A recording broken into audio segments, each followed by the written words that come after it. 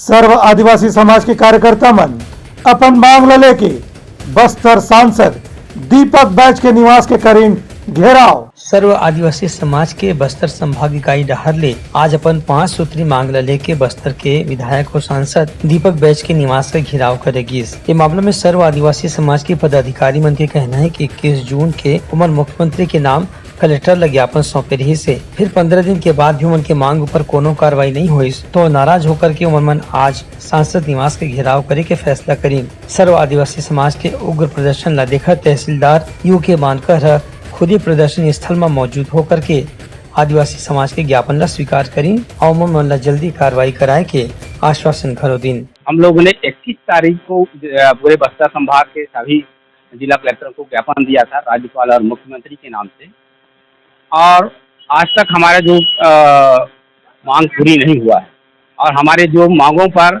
सरकार के द्वारा कोई संज्ञान में नहीं लिया गया है।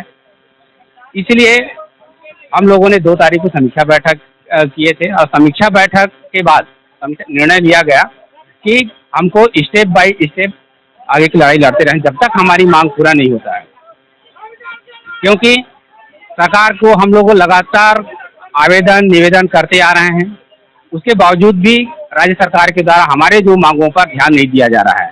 अब हमारा जो स्थानीय मांग है वो काफ़ी दिन से जो है स्थानीय आरक्षण बहाल करने की मांग कर रहे हैं। स्थानीय लोगों को यहाँ पर जो मिलेगा बहाल करते हैं तो यहाँ के लोग स्थानीय लोग मैदानी क्षेत्र के लोग आकर के यहाँ नौकरी नहीं करेंगे।